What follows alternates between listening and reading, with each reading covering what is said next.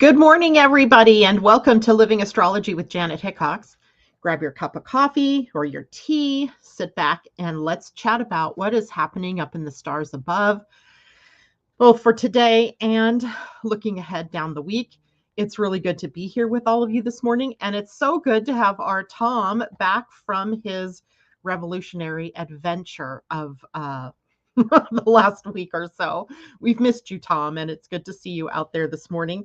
And I can't imagine what fun you had and what kind of good works that you were able to do while you were on the road. And feel free to explain that in the chat to people because they may be wondering what you were up to. I did mention it, but it's hard for me to understand exactly the motivation that you had because that's better coming from you. So if you can share that, then great. Good morning to Pam and Leilani and Tammy Smith and Corey and Debbie Tibbetts-Tumiel, of course. She was the first one out there I saw this morning. Good to have you with us, and everyone else who is joining us this morning. I hope you all had a wonderful, fabulous weekend. I did. It was interesting, to say the least. I think I told you all on Friday that I was headed to a psychic fair in Bellevue, Washington, with my daughter and granddaughter on Saturday. And I didn't know what to expect because I've never been to this particular fair before. I didn't know who the people were. In fact, there was maybe only one or two names I actually even recognized as being from the metaphysical world. So it was kind of exciting to meet new people and to go out and do something that I hadn't done in forever. And it was pretty amazing, right? It was in a beautiful venue in right across from Lake Sammamish, which is a beautiful lake. And the center, when you walked in, had these beautiful hanging lights, and it just set a perfect tone. And they always open up their fairs with an intuitive panel, which means that people can come up onto the stage, and the participants in the fair can be there to answer questions and give like mini intuitive readings, things like that. So that was kind of fun. I hadn't seen that done like that anyway at the beginning of a fair.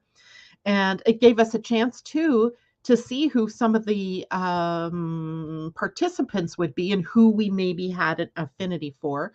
And my daughter, granddaughter, and I, we had this affinity for this one woman.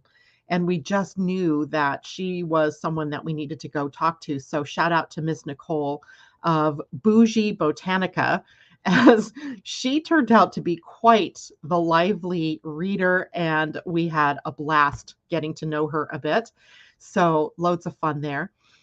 Sunday, of course, is our family day. We got together, even though we couldn't go where we were meant to go, which was to celebrate little Noah's birthday over in Friday Harbor with Wesley.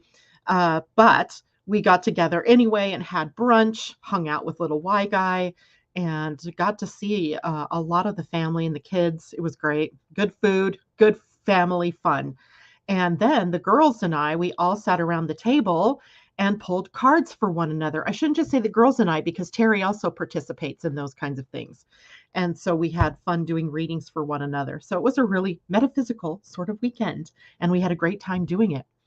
So we have quite an interesting week coming up. You might have noticed when I named it that it was sort of AstroDesign for the week, kind of how to describe this week, because there's nothing like overtly in our faces that we need to be worried about, right? No planets changing signs, no planets necessarily coming together and creating sparks. But under the surface, there's a lot going on. And as we start into tomorrow, we end up in a week that's in our human design charts about revolution. I mean, literal revolution.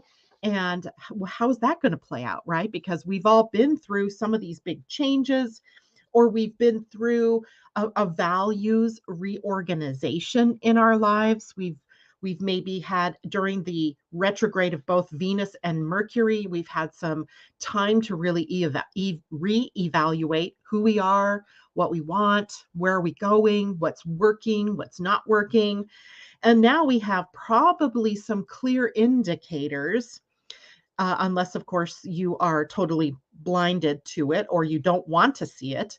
but we probably have some really clear indicators of what comes next, especially if you've been stuck in a pattern for a long time and you're waiting for the moment to break free, or you're waiting for the moment to break out. This is the time, right? This is the time. All that's really going to be needed from all of us as we go through this particular week is the courage and the perseverance, the tenacity. Maybe I better use the word determination to get to where we want to go without caving in on ourselves, without giving up, without getting our minds involved, because the mind is going to be powerful this week, and getting the mind activated that can create anxiety. So let's break it down, shall we? We're going to start with a look at the week ahead, and then I'll reel it back in with a look at the moon today, and then the sun and earth in human design. And then I'm going to do a little quick talk about the Super Bowl because I love football, right? None of my good teams are playing. I don't know much about, I know little to none about either one of the teams that are playing, but I have some definite indications from the stars about what might go on in this game. So I just want to throw that out there, and then we can all see next Monday morning the results. I think it's just kind of fun. So as we take a look at the week ahead, today is February 7th, Monday, right? Monday, another manic Monday. And what we see today is that it's the moon that is making waves. It isn't some big planet. It isn't anything but our little moon that is really creating today the space for some discomfort, perhaps. The moon is in Taurus today. In fact, when I drew the chart up this morning, the moon was at 8 degrees of Taurus. So having just moved in to Taurus, let's see, what time was that? 2:53 p.m. yesterday afternoon. So 5:53 p.m. for those of you on the East Coast. So the moon is just, in the first decan of the sign of Taurus, the first 10 degrees, the most Taurus degrees of the sign. And so what we have today then is a focus that brings us into simplicity. How do we say or do in the simplest terms? Beauty, right? Beauty is a part of the day today. Beauty in creating harmony. Venus is the ruler of the moon's placement in Taurus. So we bring beauty, we bring harmony, we bring sort of that aesthetic eye into everything that we do today. We bring comfort into the conversation today. What's comfortable? Just before I went on air, I was feeling like, oh, I'm just a little bit chilly. So I had to go find something to wear, and like a little jacket. And I had a choice of a sweater that's kind of bumpy and makes me feel a little bit uncomfortable in it. It's fine if I'm not going to have to wear it for very long, or this little jacket that just happened to be sitting there. So I grabbed the comfy, well-worn jacket. So comfort, a big deal for us today, because the senses are all alight today, and actually today and all of tomorrow, and even a little bit of Wednesday with the moon in Taurus. So our senses, what the touch, the taste of something, the smell of something, really indicating to us whether it is correct for us or not. Does it feel good? Does it fit well? Does it smell good? Does it taste good? All of those senses being lit up. And then when we look at what's making the moon kind of the one creating waves today, it's that she's making several connections to planets.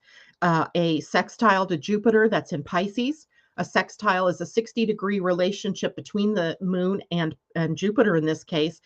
That it doesn't imply anything negative. This is, the moon and in Taurus and Jupiter and Pisces kind of talking the same talk, right? They have the same lingo, the speaking a language at least that they can understand of one another.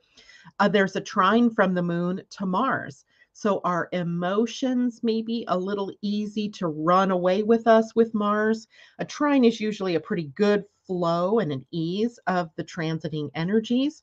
But the flow of conflict and confrontation, plus the emotion of the moon in Taurus, we may be bumping up against things that other people's ideas or things like that today that might cause a little bit of an uproar, even if it's just within us that we feel it and not necessarily something that we express to the outer world.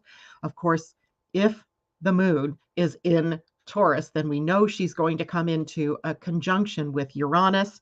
Uranus right now is sitting at 11 degrees of Taurus. So just in a bit here this morning, we will have that conjunction. So maybe we expect the unexpected. Maybe we have an emotional blowout, one that we didn't see coming. Or maybe somebody emotionally reacts to us. Maybe it's not even about the emotions. Maybe it's about something that you're ready to dislodge from your life, and the moon giving you the timing piece that this is the right time to let go. There's a trine from the moon to Venus in Capricorn today. That's also a good moving trines, right? So that must tell you something about Mars and Venus, right? If there's a trine to Mars and there's a trine to Venus, then Venus and Mars must be getting closer and closer together. And that's an important thing to watch out for, because the two of them coming together is an attempt for us to balance our lives. So before balance, we usually have disruption. But these two coming together is also a very creative energy. So, creative in what way? Well, what might we have to let go of, destroy, dissolve, move on out of our lives in order to do something new? That's a potential. Or we may be already in the process of having let go of something, and now we're in the process of building. What are we going to put in that void that we created? So we may be in that process today with that. I think the harshest aspect of the day is the square of the moon to Saturn. So if some of you out there are feeling a little lethargic, a little bit like, oh, it's Monday, I want to go back to bed, there's a reason, right? Saturn sometimes brings the energy down, and Saturn is actually a planet sometimes that will help us go into the void space. What do I mean by that? It is in the quiet, it is in the void, it is in the womb, if you will. It is in the melancholy that the most creative energy is at work. And I think I've told you this before. It's almost like thinking about a baby that from conception to birth, right? We can't rush it. We can't make that baby come any faster, because it's a process of building piece by piece, cell by cell, organ by organ, that baby's ability to sustain life after it's born. Same thing when we plant something in the ground, right? We don't keep digging it up, looking at it, going, oh, wait, it's not germinating yet. We allow it to, in its fullness of time, to do what it needs to do.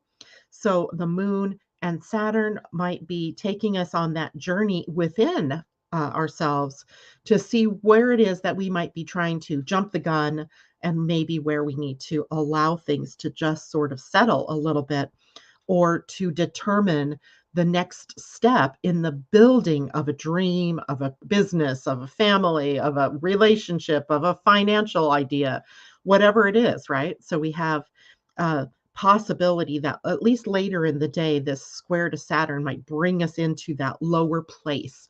Maybe it's a good day to take a nap in the afternoon, or to, meditate more, or do some yoga, get out into the fresh air. Yeah, when it's not raining or it's cold and raining. That's like not a combination I want to go walking in. But let's take a look at what the moon in Taurus might bring up in terms of what does Taurus rule. So for those of you who might be looking at your own charts, you want to look at the house that Taurus is sitting at. If this chart were a person, right? If this chart were a person, let's see if I can show you where Taurus is. It's right here. This is where Taurus is.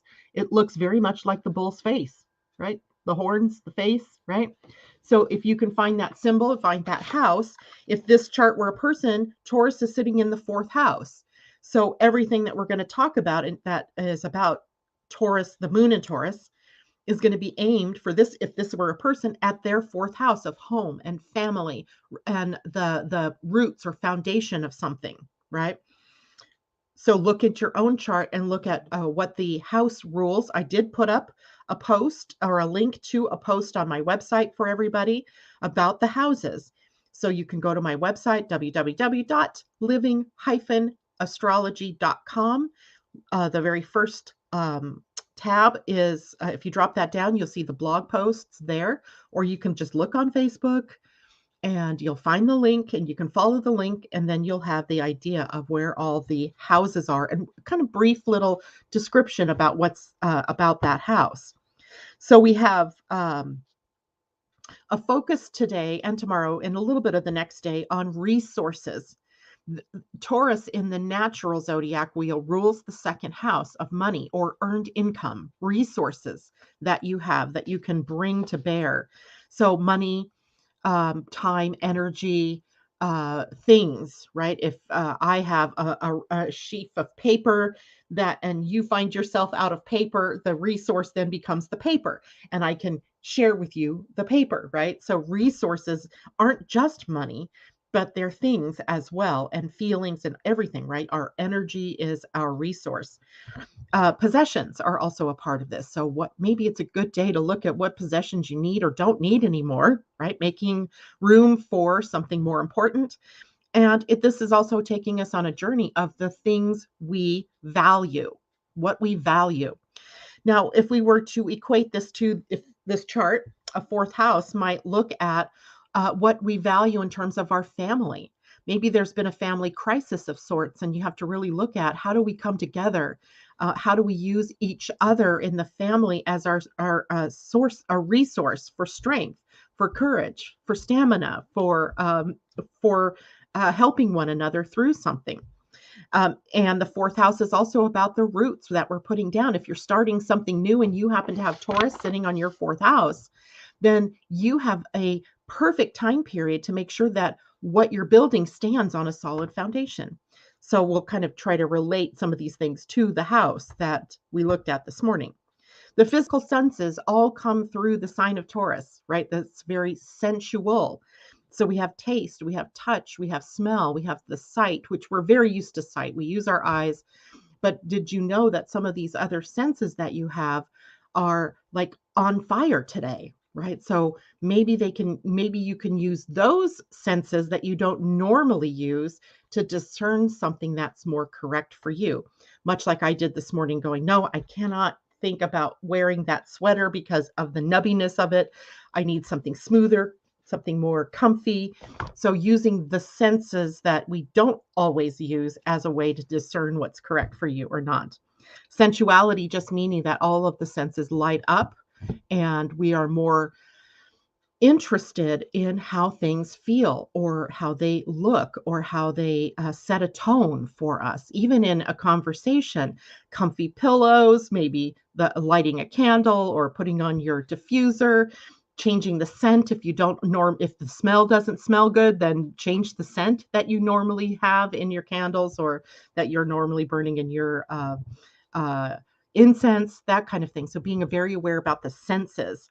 And again, the fourth house, if we look at home and family and the foundation, maybe using the sense of taste, smell, or touch to figure out, is this a good foundation for me? Right? Have you ever noticed? I don't know if you guys realize this, but babies, infants from very young, they do a lot of licking, like with their tongue, because the tongue actually can sense the environment. And so babies know this, right? So they're sensing their environment because they don't have any real tactile senses yet. They don't really have the sense of smell is there, but it's actually, it's pretty profound for an infant as well.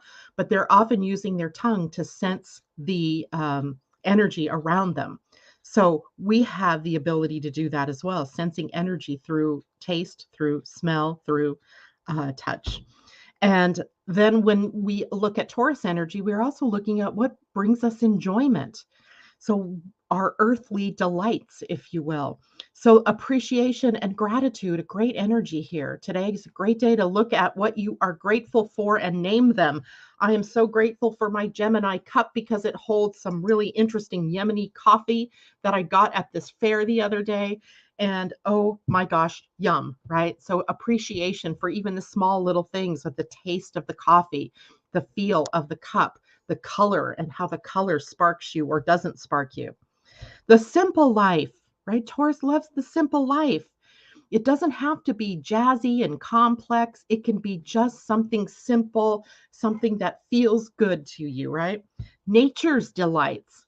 If you're a Taurus and you aren't out in nature, you are not using all of your senses. Your senses will light up when you're out in nature. So it's a great day to go out and smell the air, smell the water, taste something different, something from your garden, perhaps if you have something in your garden. A lot of times this time of year, you can still be growing, the herbs and so forth. I went out the other day and cut some fresh rosemary to bring it in and put in a recipe. And it was just like, wow, that pops, right? So do something different today with taste, smell, touch, using nature's delights or the delightfulness of being out in nature, because there's this sense of satisfaction that comes when you realize, wow, maybe I've narrowed my focus too much, right? And I only use salt and pepper, and maybe I needed to use oregano, thyme, and parsley or rosemary. I could have said that a different way too. Building. The moon in Taurus brings us to the energy of building. So going back to our house, the fourth house in this chart, what are we building?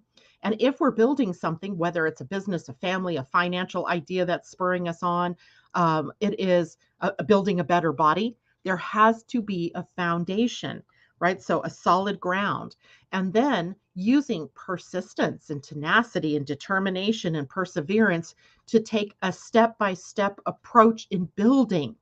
Right? You can't put the roof if you haven't built the sides, right? If you don't have the structure, the bare bones of the structure, there's no point in putting on a roof, right? And you can't really even put up the sides or the framing of something unless you have the foundation, right? So doing things in a step-by-step fashion, but also building, persisting, and enduring through what needs to be done in order to get to the finished product.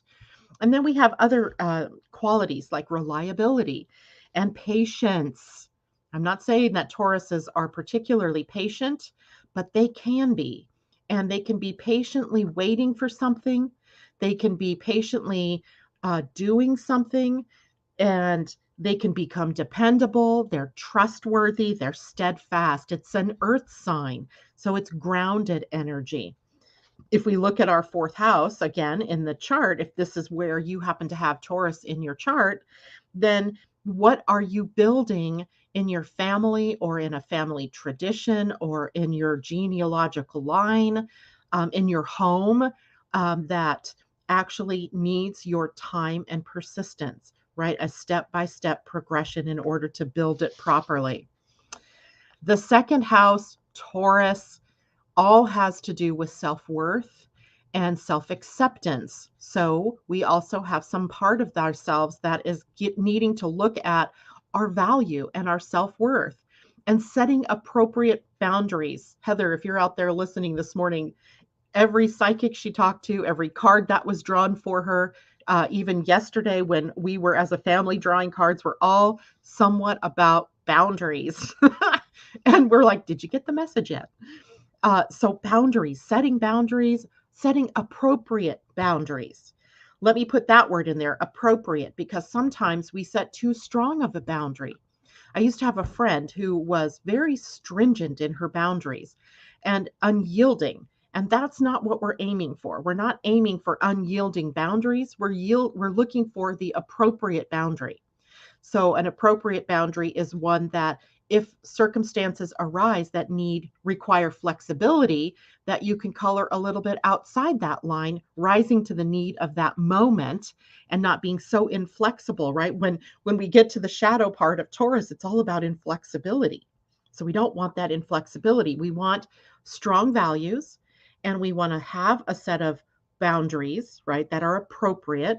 And then we want to use our determination to keep moving. And even if the boundary line is moving a little bit further out, that we're willing to do that, right? We're willing to do that.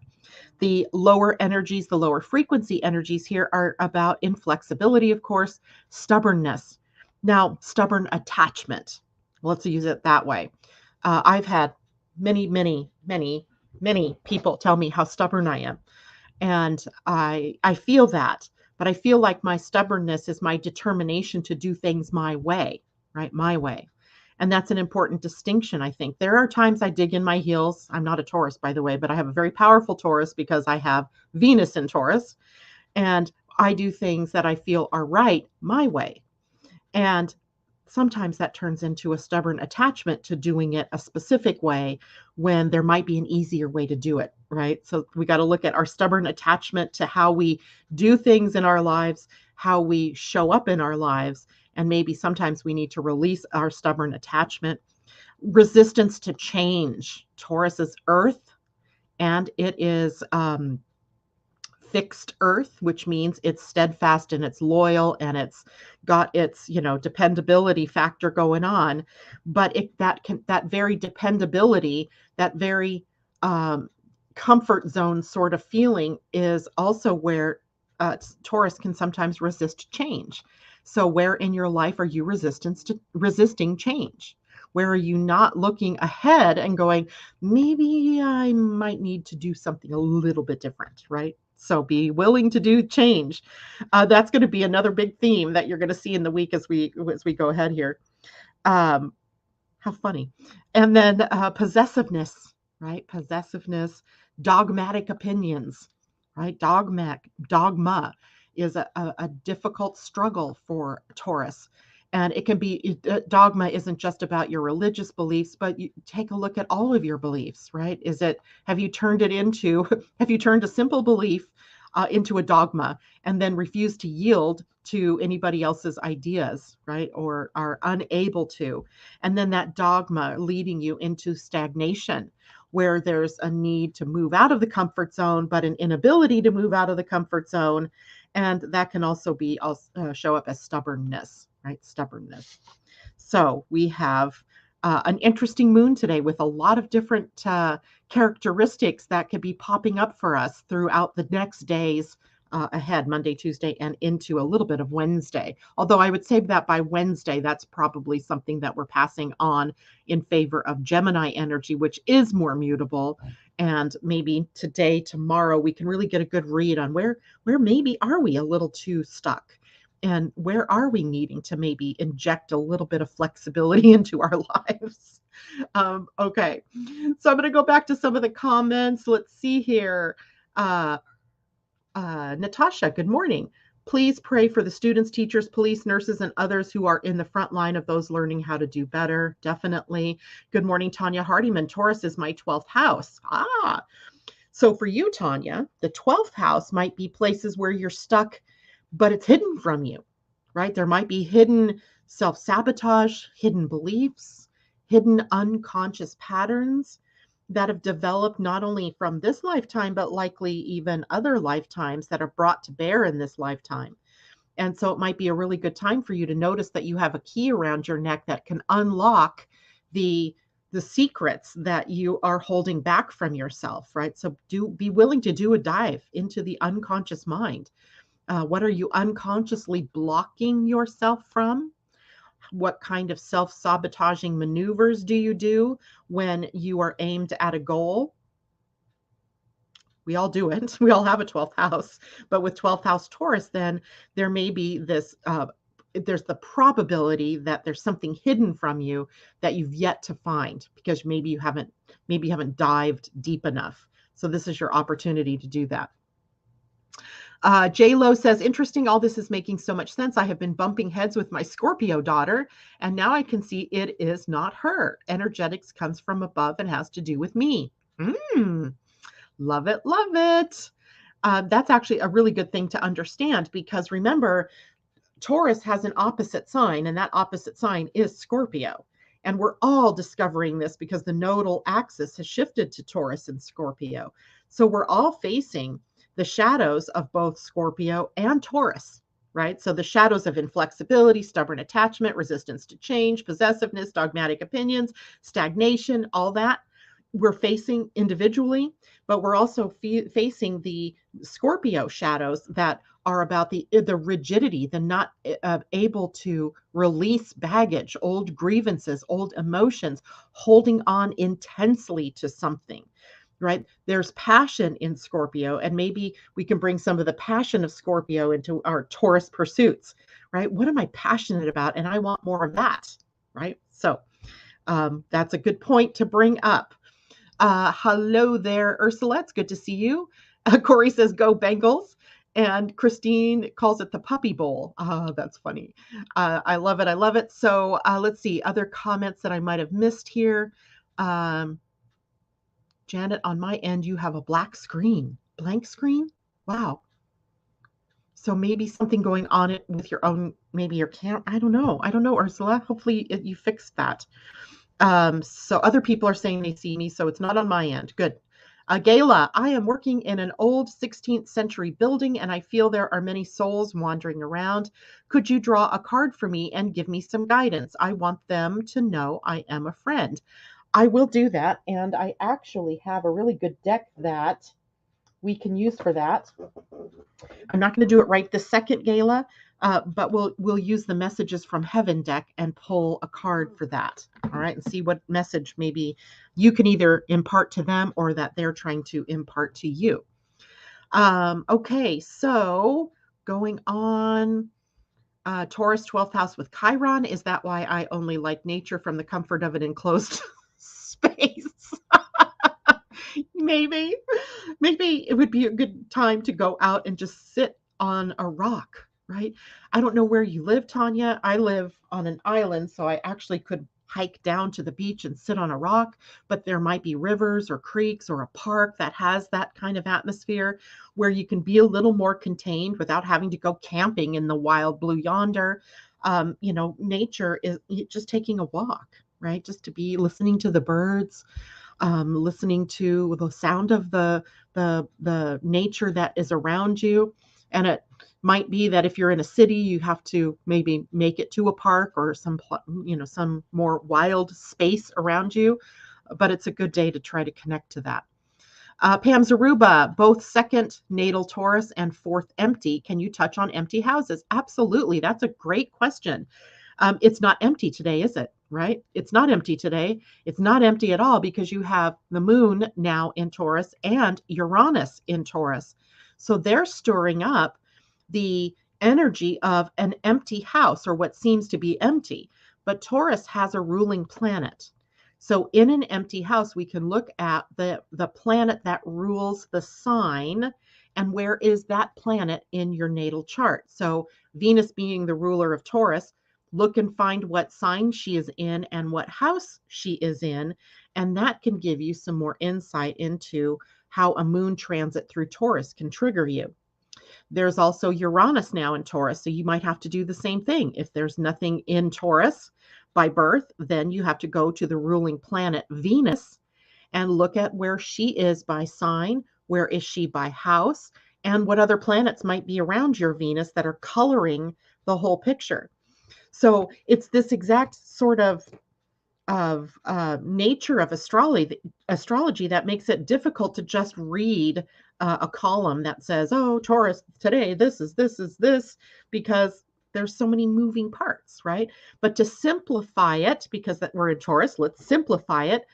Look at where Venus is in your own natal chart, and then that might give you some insight, right? Just use the one planet that rules the sign. You also said your fourth house was empty.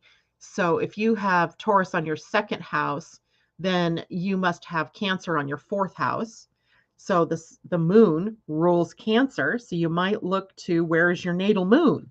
And that might give you some insight as to what the moon in Taurus might bring for you today, or what Uranus in Taurus is bringing up, right? And Cancer is a sign of home and family. So it rules the fourth house that empowers your natal fourth house. So take a look, right? Maybe one day, this might be kind of fun one day. Actually, that reminds me. Tammy, I see you are out there this morning. And so this is her idea that she asked me if I would consider doing something like this. And I have decided that we're going to do an AstroDesign meetup, and we're going to do it on Zoom, live on Zoom, but we're not going to broadcast it live. So we'll all be in the moment together. I will record it, I guess, too, because then people who couldn't go live can hear what we were talking about. And that is going to be on Friday, February 18th. And I'm not sure, but I think we'll do it about 3 o'clock in the afternoon, my time. I might need some of your input for those of you on the East Coast, because that does kind of put us at the dinner hour for you all. I kind of want to make it a time when most people can be there. So I'm going to leave it to you guys to throw out some times for a Friday afternoon that might be good for you, but also tell me what time zone you're thinking. I typically would do things at noon on a Friday. Or 2 o'clock also kind of keeps resonating in my mind. So you guys let me know. But the purpose of an Astro meetup like this is for us to get together on Zoom. You bring your chart and your question, and I answer them. Whoa, right? Fun stuff. And no charge. This is just, a get together, a meetup where I will pick a topic maybe and share some information, and you have your chart and we take a look at that. Sometimes we'll do that. Well, because I want it to be AstroDesign, we'll look at it through both your human design and your astrology. So that we'll do that once a month, and move out of the way. That'll be the third. We'll do it the third Friday. I'm going to make a note to myself so I don't forget. Third Fridays of the month, we'll do a Zoom meet, and you can be there and have your camera off and just be a listener. You can have your camera on and you can unmute and we can answer your questions, right? So that'll be fun. All right. Again, just let me know what kind of timing you think might work best, and I'll try to pick a time that was right in the middle. Tom Wright, I'm all for Dharma, not dogma and drama. I love it. I'm not sure why I just smelled chamomile. That's from J-Lo. I love that because sometimes your spiritual smell will tell you some information. Maybe there's something calming. Well, chamomile is a calming, comforting sort of herb. So maybe there's something that you might need. Maybe some chamomile tea. It is kind of relaxing. Christine Buckingham, Dogma was a funny movie, though, from Kevin Smith. I think I did see it once. Amanda J., hello to you. So let's see. I've got to go on here. Tanya says, yay. I am child free until 2 p.m. After that is a hit and miss on my availability. Okay, good. Thank you. Thank you. J-Lo says, OMG, transcending. 9 transcending. If you do it for the 18th, you cannot make this up. Woohoo! Love it. We'll also be in the shadow period. So maybe we want to talk about the shadows of that particular day or of that particular week, or maybe you want to know about the shadow of something in your own chart or that's dogging your own life. So we could do that. And I will publish the Zoom link, and you don't have to sign up for it at all. I do have 100-person minimum on there, but I will imagine that we might have maybe 20 to 30 people that would show up, so we should be okay. If it grows, we'll deal with that. Amanda J says 3 p.m. there is 11 p.m. here. Ooh, so if it could be earlier. Yes. Okay. Well, that's good to know. So, because we do have a lot of Western European people that join us. Astro Meetup is a great name. Anytime is fine with me, Tammy says. So, okay. Chamomile restores your immune system. Ooh, that's good to know too. All right. So let's talk a little bit about some of the other things that we want to look for this week. I could have swore I said I was going to start there and I did not. So, sometimes I just go with stream of consciousness. It just took me into the moon. So today we have the moon making waves. We did that. Tomorrow, Tuesday, Mars is going to trine Uranus, and we start the new Human Design Week. The new Human Design Week is a doozy. It begins with the sun at the gate 49, which is on the emotional center. It is the gate of revolution. And the Earth will be sitting at the gate 4, the gate of mental solutions. I can already hear the wheels in my head. I can already hear the mental anxiety ramping up, or the potential for that mental anxiety to ramp up. So we're going to talk a little bit more about that here in a minute. Tomorrow, Tuesday, is also the day the moon and the sun will come into a square. So remember, there's the lunation cycle. We have the new moon, then we have the first quarter, and that is when the moon and the sun first become challenged in their ability to do whatever was started at the new moon. So it is called the crisis of action. So we'll be dealing with what steps do we need to take. Maybe we find our path forward blocked to whatever it is that we, set as a new beginning or an intention with that new moon. We might come to the first point where we have to choose a fork in the road kind of thing. And that's going to be another word a phrase we're going to use in relation to the Human Design Week. And then, so we might have to choose to push through or go over, go around, opening to the flow, right? So tomorrow would be a day that we have to open to the flow of what comes next. On the 9th, which is Wednesday, 13, evolving energy in our Pleiadian-Earth calendar. 13 is the wrap up of the whole of the week. So it brings us to the ascension point, right? So if we are on an evolutionary spiral, we are at the top of the spiral. It's a time for us to go inward, to make connections. What have we learned this week? How do we pull it all together in an understanding of how we're evolving our consciousness? And then the next day, of course, is the one day, the beginning of the new week, and that is one self-regulating. Self-regulating in the Mayan calendar was the flint knife, right? Or I often think of it as the karmic mirror, because the flint knife had two purposes. One, it has very reflective properties. So in it, we could see the truth reflected back to us. And we often do that now, in our lives with our relationships. What we see outside is a reflection of what's been going on inside of us. But the second thing is the ability of the flint knife to cut away in a very excisable way, like determined and accurate way of cutting out what no longer serves, right? What no longer supports us. So it is a big first day of a week, and that is the one day that is going to encompass the beginning of the collective shadow period. So it's big, right? It's big. And I would expect everybody's shadows to start coming up personally, collectively over that next week. So we begin that on the 10th, which is Thursday. On Friday, Mercury conjuncts Pluto.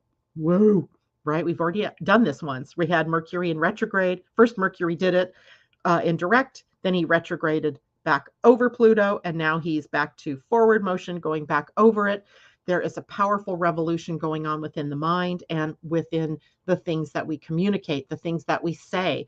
I can't even tell you how many clients lately, and that makes me very aware too, because it's in my field, of clients that are having to address how they talk to themselves, how they frame what they say about themselves, but also how they talk in general. So an interesting time with Mercury and Pluto coming together like that. How we say what we say is as important as the emotion behind what we say. And that's going to be bringing us more potential for expressing ourselves through power, right? Powerfully. The moon will also shift into Cancer that day. That brings us some more emotional energy. And on the 12th, Saturday, I didn't even articulate this out. I'll do that for us on our Friday broadcast, because the moon is highly activated on Saturday, trining Jupiter, sextiling Uranus, opposing Mars and opposing Venus. It's going to be a banner day on Saturday. And then, of course, Super Bowl on the 13th. So here's the funny thing. It's the Bengals versus the Rams, right? So when we look at the symbol for the ram, the first thing I always think of is Aries. And what's in Aries right now is Chiron. So Chiron in Aries, not so good for the Rams, right? Because Chiron brings up the wounding point. And when you're in a high-powered game, and there's a lot on the stakes riding on the game, the trophy, right? The competitive spirit gets triggered. That's very Mars-like.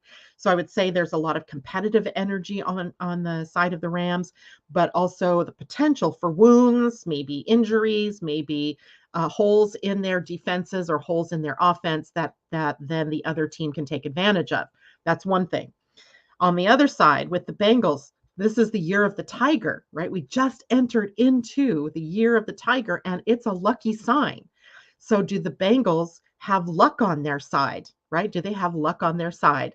And if so, does that see them through any of the mistakes they might make, right? Or things like that. Now, I'm going to go back to the Rams because the Rams are also a symbol. A ram symbol is sort of a part of Capricorn. And Capricorn is called the sea goat, right? The sea goat. But you could look at it and go, this is kind of a ram, right? A ram, an animal that can push its way into something. And Capricorn has Mars, Venus, Mercury, Pluto in it. So there's power. So we have power for the Rams. We have luck for the Bengals. I'm not sure. I'm not sure, but I think it's kind of fun to think about it that day because the moon will be in Cancer opposing Pluto. So correct use of power might lead the Rams to win, but luck is on the side of the Bengals. So I don't know. It's too close to call for me. What do you guys think about it? Put it up in the chat for me. Okay, let's turn over to human design. I'm going to actually share my screen and show you oh, wow, those are new. Extra camera. I have new extra camera. Ooh, I don't know what that's about. Kind of fun though. I'll have to play with that someday. I want to look Chrome tab. Here we go. Genetic matrix. Here we go. So you guys should be seeing the chart of the day with, or for tomorrow actually, of human design. And what I wanted to show you here is that here is the sun down here at the gate 49. This is the solar plexus. So this is the center of emotional energy and as well creative energy. So this particular gate 49 is hanging in this chart because there's nothing sitting right now at 19. In your own chart, you might have a gate 19 that's hanging and now the sun makes a connection.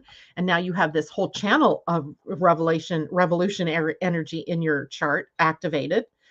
And, or it's also a channel of intimacy in relationships, right? So getting to the emotional connection of a relationship.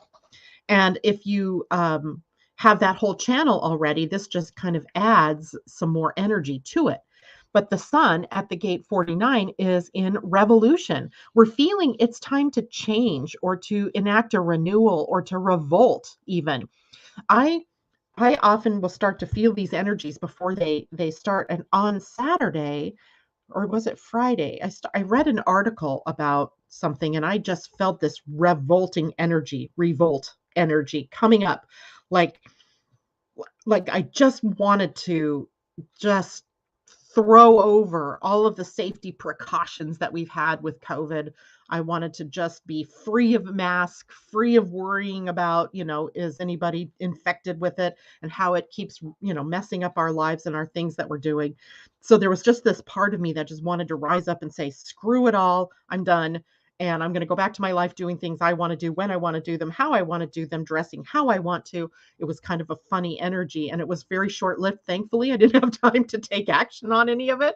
But I went, oh, okay, so maybe there's this energy in the collective of revolution coming up. And sure enough, with the sun moving into energy there, that's up.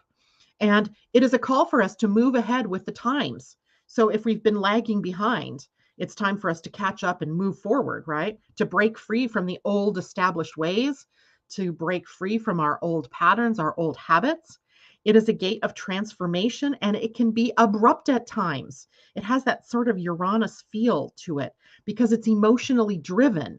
Emotionally driven energy can be reactive, right? It can be us reacting to something someone says, to a feeling that we have, to an irritation. So we have to be able to watch this. The revolution in the gate 49 is really saying things like, no, that's not my reality anymore. I don't want to move in that direction anymore. So it has a change energy. And if we have a gate 29 in our chart that likes to say, yes, I want this, gate 49 says, no, not for me. No, I don't want that. No, you can't make me. So we have to watch that revolution. Is it a revolution with a cause or not? Is it a rebellion with a cause or not? We might find that we notice what part of ourselves or our community or our lives that feel depleted or neglected or that needs to rise up for change. That's an important thing for us to realize for the next week as we go through the gate 49. And it's us reaching a fork in the road, right? Really, that's what I kind of feel, the fork in the road of our lives, feeling wise, right? Emotionally prompting us to move through change, to break free of the comfort zone, right? So here the moon in Taurus highlighting for us today, tomorrow, the next day a little bit, but where we might be caught in a comfort zone where we've been stagnating, and then the sun coming along in the gate 49, shaking that up.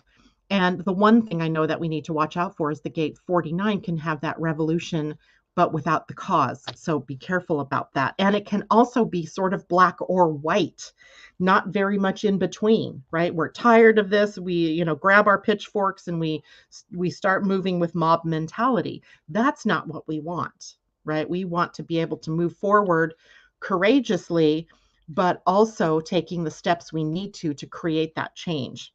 Now, the Earth, and I put up here Uranus just because the moon will be moving through the gate 24 today too. And that, remember, we said would be in a conjunction with Uranus. So we have an activated Ajna with the gate 4 with the Earth and the gate 24 with Uranus and the moon today.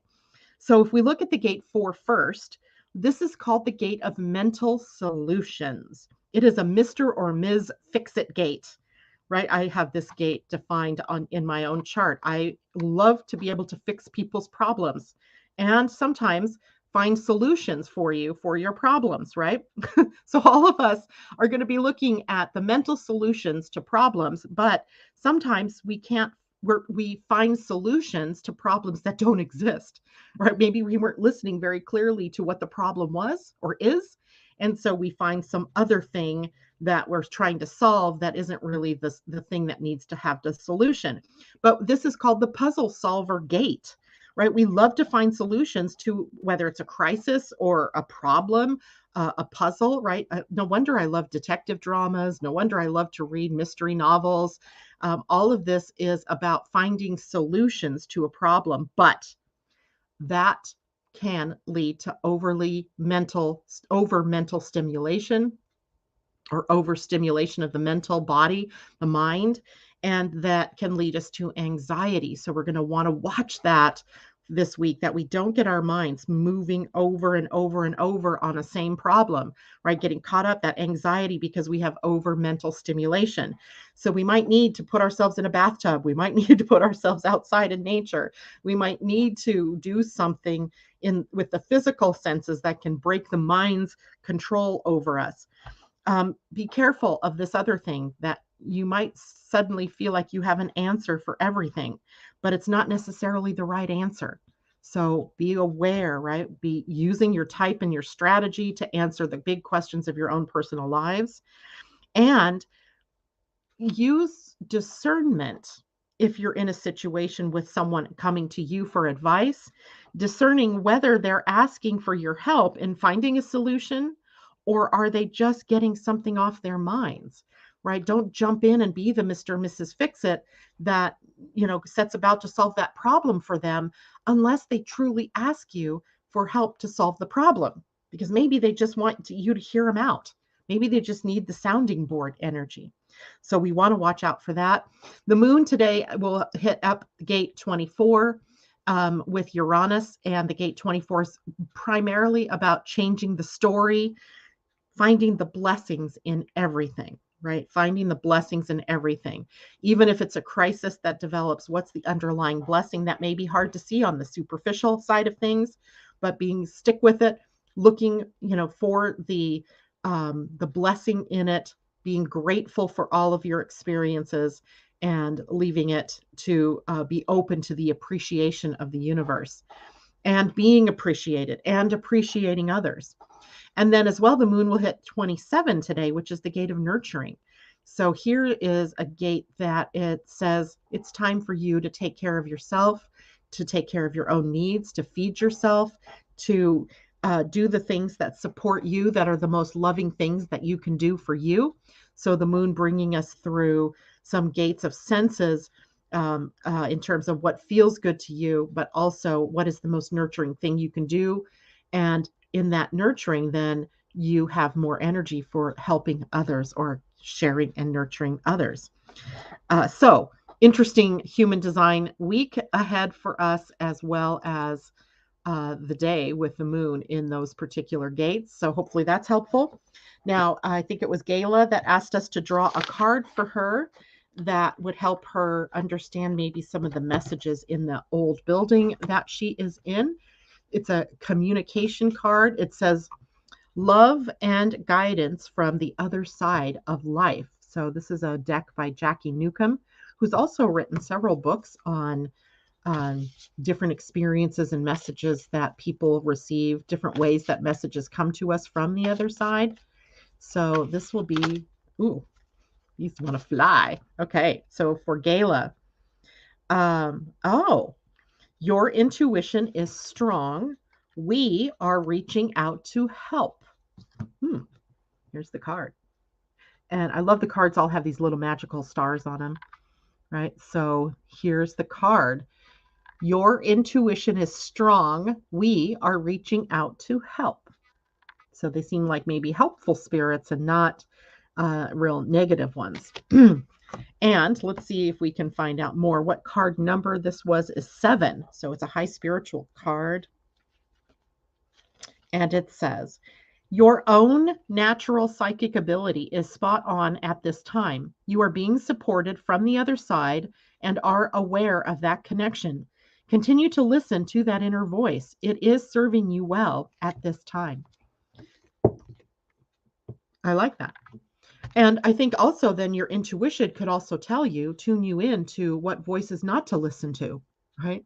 What are the maybe not so positive influences there, depending on what that building has been used for through time, right? So being aware of the voices, your own intuition about what is good for you and what is not good for you. All right. Thank you. They seem to follow me around. That's awesome. Okay, let's draw a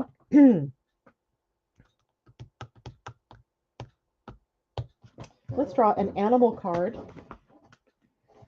I'm kind of feeling like we need to have a 7 energies card today for the week ahead. So let's take a look at our animals first. Get an animal guide. One of the advantages of having spent time with Wyatt this weekend is we love to play animal alphabet, right? So he knows the alphabet. He knows what animals start with what letters. I don't even have to tell him. He'll say, let's do A. And yesterday, A was aardvark. It was so funny. So we had to look up an aardvark. And he has very clear ideas of what animals he wants to look up. So we did it we got through W before he got tired of doing the alphabet with me anymore. And our animal for the week is Beaver Spirit. Lay a solid foundation. That is such an appropriate card for everything we talked about with the Taurus energy of the day. It's the number 6. So that might invite us to remember balance, right? Balance and harmony. So let's look at Beaver Spirit. I'm not sure we've ever had Beaver show up on our show in the morning, but I like it. And it came out right side up. So it says, Beaver Spirit is here to tell you about a power living within you that is born of spirit, the source from which all life arises. This is the power to establish the sacred connection with the universal consciousness so you can deliberately co-create the world you desire. Know that it takes work, determination, and sustained effort to co-create and lay a solid foundation for your dreams. If, with spirit as your partner, you bring the twigs and branches of your intentions and desires and spread them across the river of time, you'll be amazed at what you can do. You will find that you can even change the direction of the flow of life. You can ensure that your world will be prosperous and purposeful, filled with love and joy and rich with magic and meaning. That which you desire will come to you and remain sustainable if you build on a sturdy foundation. Keep your intention and energy consistent and deliberate, using all your resources and the energy of this wonderful, productive time. Have faith, for with Spirit to co create with you, your success is assured. Spirit is your partner, helping you along as you change the course of your life in the way that your heart desires. So there's our little beaver beauty. Beaver says, lay a solid foundation. I think that goes right along with everything we were talking about sort of today. And the seven energies, the Oracle of the Seven Energies is by Colette Baron Reed. Actually, so were the spirit animals. So Colette has a lot of wonderful decks of cards. I haven't used this one in a while, so let's see what the seven energies want us to know for the week ahead, or what energy we can tune into for this particular week. The Power of Purpose, card number 18, which is a 9. You get a little kind of dartboard there, right? You see the arrow right in the middle. And living with, or the power of purpose. Let's see what level energy that is at. 18 is in fire energy. So we bring some fire energy to play.